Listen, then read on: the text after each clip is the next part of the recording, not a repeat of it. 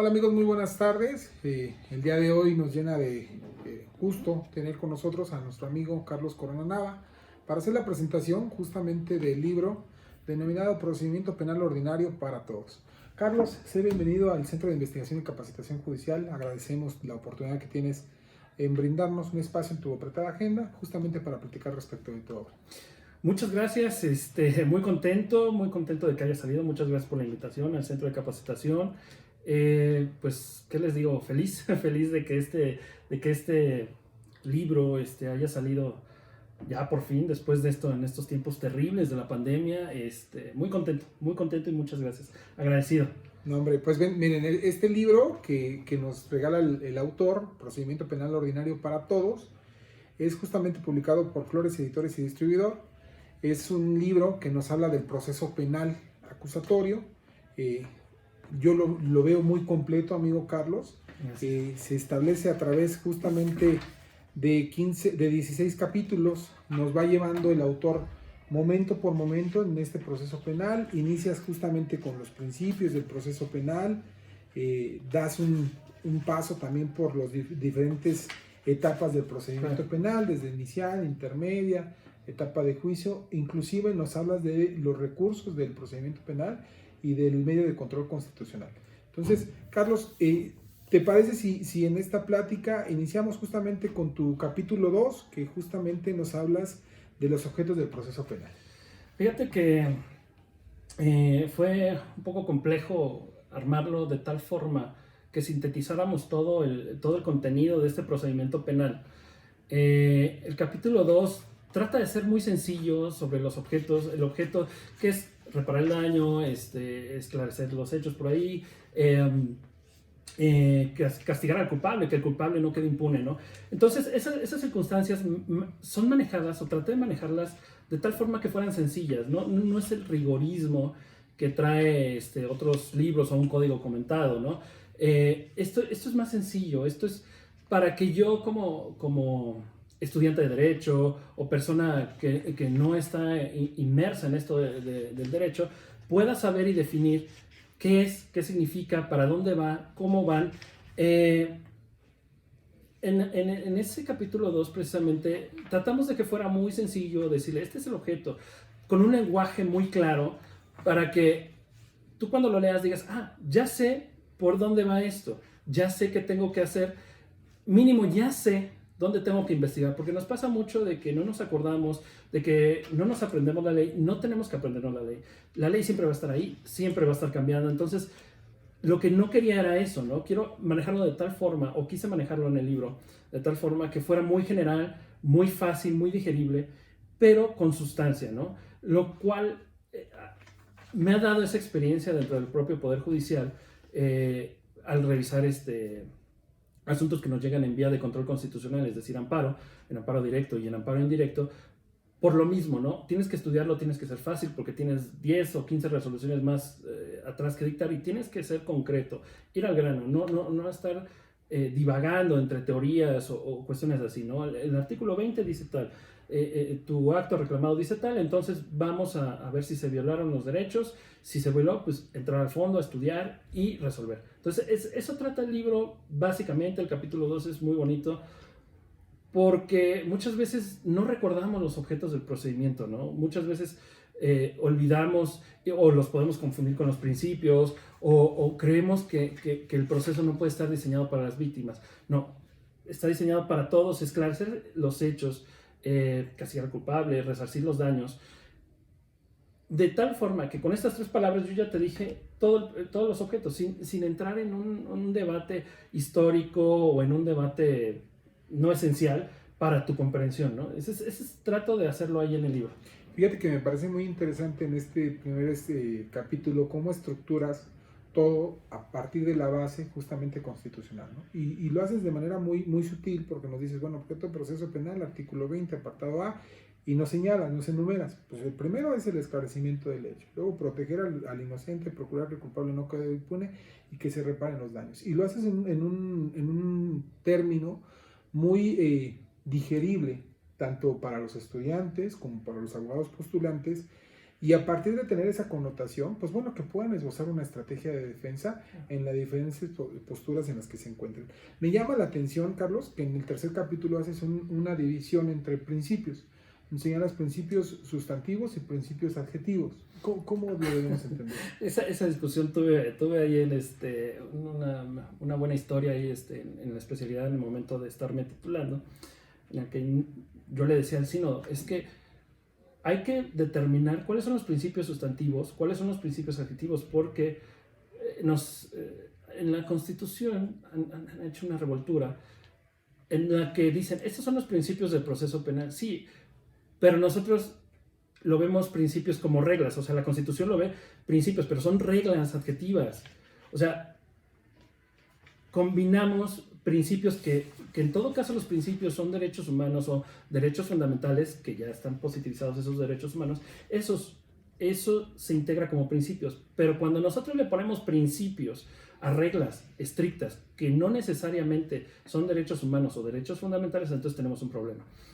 Por eso lo separo de esa forma. ¿Para qué? Para que tú entiendas cuáles son los principios sustantivos, que puede ser indubio pro reo, presunción de inocencia, que son principios que atañen a la sustancia del propio procedimiento en materia penal, e incluso a cuestiones de responsabilidad del hecho, teoría del delito, etc. Y los principios adjetivos, que son procesales, son reglas procesales absolutas, es decir, publicidad, contradicción, concentración, etc., ¿no? Salvo la publicidad que tiene por ahí, puede tener sus excepciones o alguna cuestión ahí de concentración o de continuidad. Esas reglas son principios adjetivos desde mi perspectiva, ¿no? Uh-huh. Desde mi perspectiva, yo creo que está bien que estén en la Constitución, pero no llamarlos principios, porque si no manejamos esa confusión, ¿no? Entre las reglas de la argumentación, Dworkin, Alexis, entonces que ellos manejan principios una cosa, señalan principios como otra, ¿no? Entonces lo que se trata en el libro es que ya teniendo toda esa teoría, ya está plasmada en la Constitución, entonces vamos a identificarlos bien. Un principio sustantivo, presunción de inocencia, indubio pro reo, principios adjetivos que regulan el propio procedimiento penal, tenemos la publicidad, contradicción, etcétera, etcétera, ¿no? Entonces, trato de identificar esos dos puntos y de explicárselos desde mi perspectiva y visión. ¿Cómo sería más sencillo o cómo los entendí yo? Para que tú al momento de tal vez estar litigando, ser parte en un juicio, cualquier operador del sistema o cualquier persona identifique, es que esto no son principios, son reglas procesales. Entonces, trato de hacerlo para que el lector lo entienda, porque nadie nos dice que son principios de entrada o no te acuerdas de la licenciatura, ¿no? Entonces, trato de establecer eso para que tú cuando te digan principios, a ver, principios, me voy a derechos humanos, derechos fundamentales. Esto no es un derecho fundamental y eso no es un derecho, es una garantía, incluso como garantía procesal, ¿no? Entonces, trato de hacer esa identificación. Precisamente fue pensado en eso, porque luego confundimos y hablamos de principios cuando ni siquiera son principios, ¿no? Y eso todo lo he visto, fíjate, en sede jurisdiccional, tanto en juzgado de distrito como en colegiado, ¿no? Que nos llegan demandas de amparo en donde confunden esos términos. Entonces, si partimos de aclarar esos términos, de hacerlos más sencillos, de darles esto es esto y esto es esto, entonces tú como lector tendrás la oportunidad de plantear una estrategia judicial o estrategia en lo que vayas a hacer como operador jurídico muy concreta y muy clara, sin error, sin dar a la confusión, ¿no? Entonces, que ese es mucho el problema que tenemos ahorita, ¿no? Puede ser que una demanda de 3 hojas sea mejor que una demanda de 120 hojas en la que estás imaginando cosas, planteando argumentos sin sentido, que al final no te van a ayudar y solo generan confusión en el propio órgano jurisdiccional al momento de resolver. Cuando 3 hojas te pueden servir muy bien, si identificas lo que te están, la afectación, ¿no? Sí, claro, y es que al final del día esa confusión surge o emerge de la propia descripción que hace el artículo 20, ¿no? Que le denomina principios, pero como bien dices, son reglas procesales, ¿no? Sí. Son reglas que van a tener que seguir en el proceso penal. Y entonces ese distingo que haces entre principios sustantivos, que rigen propiamente la cuestión sustantiva del proceso penal o de fondo, y los adjetivos que deberían de ser interpretados como reglas, porque como bien señalabas en un inicio de tu intervención, bueno, es que la publicidad no es un principio, es una regla. Y como regla admite excepciones. Y los principios no admiten ningún tipo de excepción. Entonces, eso me parece muy útil. Y fíjate qué padre que esa estructura de tu libro, que inició con un objeto del proceso penal, lo vayas hilando justamente con esta distinción entre principios y reglas sustantivas y adjetivas. Porque ello permite que a la postre la actuación de los justamente sujetos procesales sea más adecuada. Después, amigo Carlos, nos sitúas ya en las etapas procedimentales. Nos das una visión general en el capítulo 4 del proceso penal. Sí, fíjate, algo muy curioso me decía un colega que lo leyó, que lo prologó José Francisco Nieto, secretario de tribunal. Me dice, es que no he visto libro hasta ahorita que haya abarcado todo el inicio del procedimiento y que te abarca la mayoría del libro, que es la investigación inicial, la investigación complementaria, y que lo más cortito son las etapas, ya sea intermedia y de juicio. Pudiera parecer, en algún sentido, que no tocamos el tema a fondo. Sin embargo, creo que lo que traté de hacer es, lo más complejo es la investigación. Lo más complejo, llevar ese proceso de investigación, judicializarlo, hasta ese punto es muy complejo, porque tiene muchas circunstancias o situaciones que tienen que ser revisadas. Entonces, la mayor parte del libro es la etapa de investigación hasta audiencia inicial, ¿no? Investigación complementaria. La segunda fase, que es intermedia, y la etapa de juicio, son en realidad muy cortas, con detalles. O sea, si nosotros llevamos una buena investigación, llegamos a la etapa intermedia, ya lo que vamos a hacer en etapa intermedia es aplicar un tamiz, ¿no? Yo lo veo como el colador para cernir el azúcar que tienes que vaciar el azúcar y las ciernes para que no haga grumos. Eso es esa etapa intermedia. La etapa de juicio es muy interesante porque ahí aplicas técnicas de litigación. Ahí es donde vas a demostrarle al juez con tus pruebas, con los medios de prueba, perdón, y que se conviertan en prueba en ese momento, la culpabilidad o la inocencia de alguien, ¿no? Hablando en un sentido, en un diálogo muy sencillo, ¿no? Entonces, por eso esas etapas del libro son un poco más cortas. Y lo que quise hacer es señalar puntos específicos, muy específicos, que crean controversia. Por ejemplo, en la etapa de juicio, la incorporación de documentales. Hablábamos en una discusión entre colegas, si yo quiero incorporar una documental, el artículo 350 y 364, no recuerdo cuál, establece, no recuerdo cuál del Código Nacional, ahorita no tengo en la memoria, establece que deben incorporarse a través de la persona que tuvo contacto con el documento. Es correcto. Entonces, sin embargo, ahí hay un detalle. Por ejemplo, si yo quiero exhibir un poder notarial, ¿no? El notario ya murió, ese poder notarial es de hace añísimos de la Revolución, no sé, etcétera, algún documento de carácter hasta casi histórico. Yo lo quiero exhibir, yo lo tengo, el documento lo exhibo, no me dejan incorporarlo como tal. Es más, incluso declara la invalidez de la prueba. Pero espérame, ya es una prueba, sí existe, el documento está ahí. ¿Por qué el artículo me dice declaro la invalidez? Porque no lo desahogué conforme a los lineamientos. Oye, el notario ya murió, el presidente ya no está, no va a venir a declarar. 2, el policía que tuvo contacto solo tuvo contacto porque yo se lo di tal vez, o porque, no sé. Entonces hace muy complejo la incorporación de documentales de tal forma, ¿no? Entonces ahí es un punto de donde yo establezco que la incorporación de documentos debe ser libre, no a través necesariamente de un medio de prueba, de un órgano de prueba como sería un testigo, un perito, etcétera, ¿no? O el policía, sino debe ser libre. ¿Sabe qué, su señoría?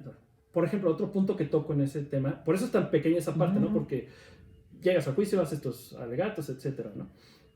No manejo mucho la teoría del caso en ese sentido, o no la menciono mucho, sí la explico y la doy, pero porque la teoría del caso ya la llevas desde que inició la investigación, desde que iniciaste tú, tanto como defensa, asesor jurídico o Ministerio Público, desde ahí tú ya tienes tu teoría del caso, que es nada más tu raciocinio de entre el hecho fáctico y tu cuestión jurídica, ¿no? Y cómo lo voy a probar y qué voy a hacer, ¿no? Bueno. Entonces, el siguiente punto que pongo ahí en la audiencia de juicio es ay, se me fue ahorita, para andar explicando lo de la teoría del caso. Es la parte, aparte de las documentales, el cómo se exhiben esas pruebas. ante el juez. El juez regularmente está sentado, escuchando, tomando notas, tratando de poner atención a todos los participantes de la audiencia, lo cual disminuye su capacidad de atención sobre el hecho o lo que se está juzgando en ese momento. Y entonces lo que yo propongo es una exposición de pruebas. Y me dirán, pues es que sí se hace. No, no, no. Cuando va un perito, ¿qué es regularmente que se hace? Se hace que va y usted hizo el dictamen tal, sí, yo lo hice. ¿Qué conclusión llegó de tal? Para muchos es suficiente. Para el sistema anterior tal vez era suficiente. ¿Por qué? Porque ahí estaba la pericial escrita y el desarrollo, ¿no? Pero para este no. Necesitas exponerle al juez tus pruebas, como una exposición, como una clase didáctica. A ver, niños, tenemos, mira, A seguido a B, mire, en esta imagen saco mi apuntador, a ver, perito, explíquenos qué es esta arma y por qué no coincide. Ah, no, mira, es que yo la analicé de esta forma. Y tener una pantalla de exposición. Lamentablemente este sistema solo se está enfocando a la oralidad, pero no de la manera sana, sino que nada más llegamos como periquitos, bla, bla, bla, bla. Y eso es lo que trato de enfocar ahí, como cambiar la perspectiva.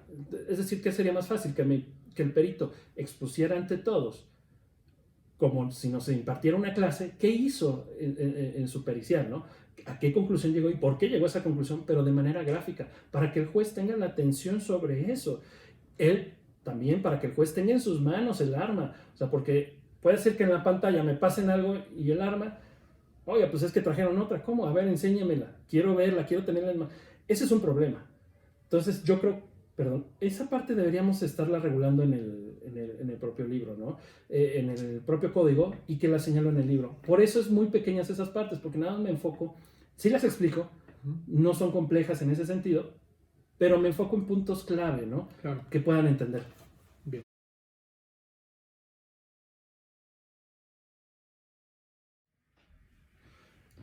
Fíjate, Carlos, que algo que me llama la atención de tu obra es justamente la forma en la que estructura los capítulos. Das una idea general del proceso. De manera muy clara nos dices las etapas que contempla el proceso penal acusatorio. Pero después te detienes y haces una pausa para explicarnos cada una de las audiencias que se integran en cada etapa del proceso. Nos hablas de la etapa de investigación y nos desarrollas la audiencia inicial. Y nos desarrolla la audiencia inicial en cuanto hace a los momentos que ésta lleva, ¿no? Nos dices control de detención, formulación de imputación, vinculación al proceso, medidas cautelares, investigación complementaria. Eso me parece a mí que va a ser muy enriquecedor cuando las personas tengan tu obra en sus manos, porque podrán tener en claro justamente la dinámica de esa audiencia en esa etapa procedimental. Y lo mismo haces en la etapa intermedia y lo mismo haces en la etapa de juicio.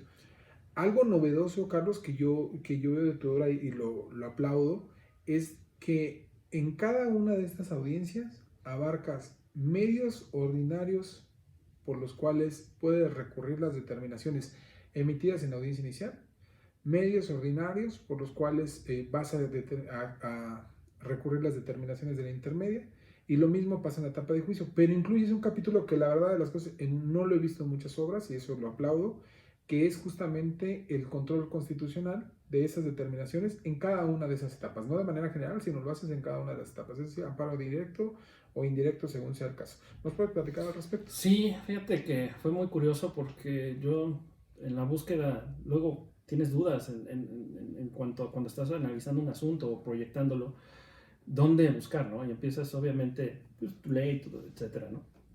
Jurisprudencia y todo, pero no tienes como una guía, ¿no? Y es complicado, se te vuelve complicado de repente. ¿Y dónde está este tema? Porque nada más notas el artículo, ¿y dónde me puede dar más idea, no? Entonces, esa fue la intención, ¿no? Te desarrollo todas las etapas, todas las audiencias inicial, intermedia y de juicio, paso por paso, en lo que te puedo decir que puede o no pasar. Por ejemplo, ¿no? En audiencia inicial, está la parte de la calificación de la detención. Sabemos que es en flagrancia. Si la detención es en flagrancia, cuando se judicialice, el juez de control va a establecer si fue legal o no la detención, de acuerdo a 136, no me acuerdo del nombre. Pero hubo una confusión, y eso es lo que aclaro en el libro. Una cosa es calificar la detención, y otra calificar la dilación en la puesta a disposición. Son dos temas muy distintos, incluso hubo jurisprudencia. En el sentido de que, oye, no puedes estar calificando la detención cuando llevas al imputado por medio de una orden de aprehensión, y efectivamente así es. Y ese es un tema que los propios abogados me he topado que tienen mucha confusión. Entonces, dentro del libro establezco, a ver, una es la calificación de la detención cuando se trata de delitos en flagrancia. Y la segunda es la calificación de la dilación en la puesta a disposición.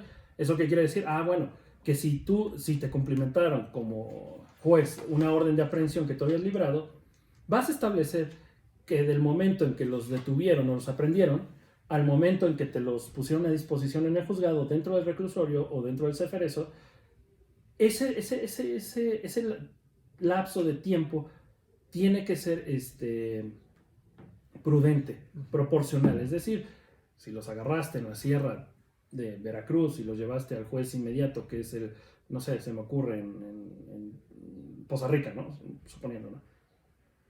Cuando tú los llevas, pues obviamente baja serranía, condiciones de carretera, más el Ministerio Público, más los dictámenes de que no estén lesionados, etcétera. Si te tardaste 3 horas, 4 horas, puede ser justificable. Pero si lo agarras aquí en la ciudad, lo agarras, por ejemplo, en el municipio de Nezahualcóyotl y lo llevas a presentar ante el juez con la orden de aprehensión a un juez de la Ciudad de México y te tardaste 10 horas en ese lapso, es totalmente violatorio de garantías esa dilación. Entonces, el juez tiene que hacer un estudio sobre ese tiempo. ¿Qué pasó en esas 10 horas? ¿Por qué me los ponen a disposición? Y lo explico. Y la consecuencia jurídica, obviamente, es administrativa, y establecer si no hubo tortura en esa orden de aprehensión, porque sabemos que pudiera suceder algo, ¿no? Como hemos sabido en muchos casos, ¿no? Entonces, es muy diferente ese estudio, y lo trato de abarcar desde ese punto, desde el inicio hasta el final en la audiencia inicial, en la etapa intermedia, que no se contesta la acusación del Ministerio Público, solo se ofrecen datos de prueba, medios de prueba, etcétera, algunos acuerdos probatorios, y es suficiente, ¿no? ¿Por qué? Porque tu contestación va a ser en juicio. Tu argumento respecto de la acusación que te formule el Ministerio Público va a ser en la etapa de juicio. Y en la etapa de juicio, era lo que te comentaba, era la parte esta de las pruebas, ¿no? De cómo me enfoqué también en esa parte, porque te digo, es muy complejo que un juez tenga la atención 100%, ¿no? No son máquinas. Y en algún momento puede perderla si está cansado, si llevó 20 audiencias. Entonces tenemos que tratar de que sea lo más rápido, sencillo y claro, para que el juez pueda adquirir toda la información y juzgar y resolver atento. Entonces, por eso hago ese desarrollo de cada audiencia, de cada etapa, para que tú sepas qué hacer, qué no hacer, o qué es la consecuencia que va a pasar. No te estoy diciendo que si así lo haces te va a dar un resultado, no, te estoy diciendo qué es lo que puede pasar, ¿no? Entendiendo como que es una guía, como una explicación, como si le hablaras a tu colega que tiene más experiencia y le hablaras, oye, ¿sabes qué? Tengo este detalle, ¿qué hago? Bueno, el libro te da eso, el libro te da, no necesitas hablarle, aquí está, o sea, lo buscas. Por eso es que se repartió así o se capituló así el libro, ¿no? Esa era la intención primordial. Y fíjate que yo creo que cumple con el objetivo. Como bien señalas, esta obra les va a brindar un primer acercamiento respecto de todos los tópicos del proceso penal, respecto de las posibles audiencias que se van a celebrar. Inclusive hablas también de etapa de investigación y señalas cuáles actos sí requieren control judicial, cuáles no requieren control judicial, y nos señalas cuál es la dinámica para obtener la autorización judicial. Creo yo que es una lectura obligatoria este libro, justamente no solo para los estudiantes, que de hecho les será de mucha utilidad, sino también para los abogados, porque esto les va a permitir, como bien decías, están en una audiencia inicial, pensemos que surge una eventualidad, bueno, pues pueden consultar el capítulo correspondiente para efecto de determinar cuáles son los tópicos que tendrían que ventilarse. Veo que apoyas el libro, Carlos, no solo en doctrina, sino también en una cuestión jurisprudencial. Advierto que vienen citadas varias jurisprudencias en ello, y eso es muy, muy práctico y muy útil. Sí, de hecho, fíjate, y retomando en ese contexto, también incluí los medios ordinarios que me comentabas. Precisamente por eso, ¿no? Tengo mi medio ordinario, mi apelación en determinados tópicos, ya sea de inicial, en intermedia o incluso en juicio, pero aparte, este medio de control constitucional, ¿no? El juicio de amparo, ya sea indirecto, que lo partimos para cuestiones procesales, dentro y fuera del procedimiento, y el amparo directo para sentencias definitivas. Los toco porque ningún libro te dice, ¿no? He tenido la experiencia que nos han llegado demandas al propio colegiado, en donde no es un tema de amparo directo, es un tema de amparo indirecto. Hubo mucha confusión, por ejemplo, en etapa intermedia, ¿no? ¿Qué voy? O sea, si en amparo directo solo puedo revisar lo que está en el juicio, ¿qué pasa con las violaciones en la etapa intermedia, ¿no? Y muchos por ahí hubieron criterios encontrados, en decir, bueno, es que no se puede revisar, no. Y me parece que está la contradicción. Ya resuelta, no recuerdo, porque era un tema que se fue a la corte, que estábamos esperando mucho, porque los que creemos en este sistema creemos que el amparo directo sí debe revisar cuestiones de la etapa intermedia, o los que creemos o que nos consideramos garantistas, ¿no? ¿Por qué? Porque ya no va a haber otra posibilidad. Si una prueba porque en un punto hubo un asunto en donde nos explicaban, o donde la idea de ese asunto era que si va un testigo que no está identificado, e identificado me refiero nombre, dirección, teléfono, etcétera, y no se puede comprometer a llevarlo a alguna de las partes, desechan la prueba, la inadmiten, desechan o inadmiten, ¿no? Y entonces, pero oye, si tú, el que ofreciste ese testigo, sabes que es el Pedrito, el que vende periódicos en la esquina, y que si determinas presentarlo con el auxilio de la fuerza pública para que vaya a declarar a juicio, ¿por qué tendrías que inadmitirlo, no? O sea que, y en la apelación no se puede, porque la apelación es para cuestiones de que ya se admitieron pruebas, ¿no? Entonces te dejan en un estado de indefensión, porque ya te quitaron un testigo que tal vez sea clave del evento, y entonces ya no pasa a juicio. Y entonces ya tu defensa o tu teoría del caso se cae, ¿no? Porque tal vez era importante, ¿no? Etcétera. Sí pueden haber miles de casos. Entonces, el que tengas el juicio de amparo para ese tipo de circunstancias tiene que sanear, por llamarlo de una forma, tiene que depurar ese proceso en sede jurisdiccional, porque no hay un recurso efectivo en el Código Nacional, y esos son los vicios que trae el Código, ¿no? Si el recurso de apelación fuera total, es decir, voy a revisar toda la audiencia intermedia para ver que no haya ninguna violación, o por ejemplo, si en el auto de apertura a juicio te equivocaste en un acuerdo reparatorio y dijeron otra cosa que no era la que se había planteado por las partes, ¿quién la revisa? Ya nadie. Y no puedes hacer la aclaración, porque ese acuerdo ya causa ejecutoria, ya pasa a audiencia de juicio. Entonces tenemos ese problema con el Código Nacional, y lo trato de exponer ahí precisamente decantando mi criterio apoyado en las jurisprudencias o tesis aisladas que salieron respecto del asunto, ¿no? Entonces trato de hacerlo porque también yo me vi en esa circunstancia. En varios libros no encontraba nada de eso, nadie te lo explica, ¿no? Y es bien feo porque te frustras y no sabes por dónde empezar, ¿no? Claro. Fíjate que tienes mucha razón, y creo que esto va a ser una herramienta, esta obra va a ser una herramienta justamente para tener claridad respecto de cuáles son las determinaciones que podemos sacar por vía de amparo indirecto, cuáles no, cuáles son los supuestos de procedencia, qué debemos de agotar o qué no se debe de agotar en las fases previas y finalmente en la etapa de juicio. El título del libro, amigo Carlos, Procedimiento Penal Ordinario para Todos.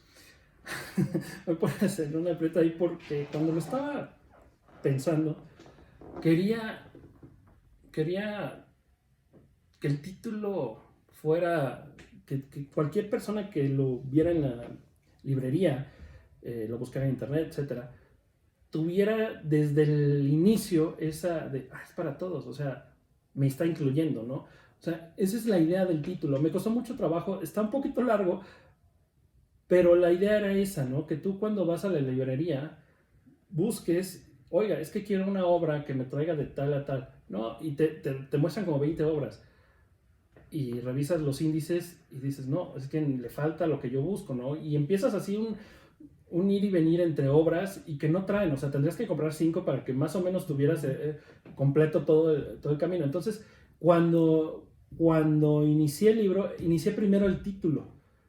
Casualmente, no lo inicié primero el libro que el título. Entonces el título ya lo tenía pensado, que era para todos, que era para la gente que tal vez estás en el trabajo y tus compañeros no te quieren enseñar, porque pasa, o que eres estudiante y tu maestro no es tan hábil para comunicarte sus ideas, o tú no eres tan habilidoso también se te facilita más leer o algo así, ser autodidacta. Entonces ese era el punto, ¿no? Entonces, por eso el título, por eso Procedimiento Penal Ordinario para Todos, porque sí quería que cuando tú lo revisaras este te puede ayudar, porque es procedimiento, o sea, abarca desde el inicial hasta la sentencia ejecutoriada con juicio de amparo directo, ¿no? Esa es la idea, esa fue la idea más que nada. Y considero que se cumple. Y para todos incluye, reitero, estudiantes, personas que ya están ejerciendo, servidores públicos. Creo que nos incluye y se hace bastante atractivo y digerible la obra en razón de que nos da, reitero, un panorama general del proceso penal ordinario, como le denominas, de las actuaciones de los sujetos procesales, y no va focalizado, esto es algo interesante, no va focalizado solamente para la actuación de la defensa o para la actuación del agente del Ministerio Público o para la actuación del asesor jurídico, no, por el contrario, te permite tener un panorama general del proceso desde la arista que tú vayas a fungir, desde la camiseta que te vayas a poner en este procedimiento. Claro.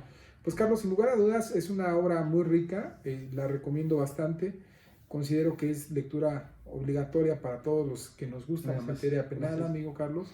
Te agradecemos el esfuerzo de haber plasmado tus ideas en esta obra. Gracias. Esta obra ya se está comercializando en diferentes puntos, también aquí en el Centro de Investigación y Capacitación Judicial la tenemos a la venta. Pues vamos a seguir platicando contigo, amigo, vamos a robarte espacios para que sigamos comentando respecto de estos temas.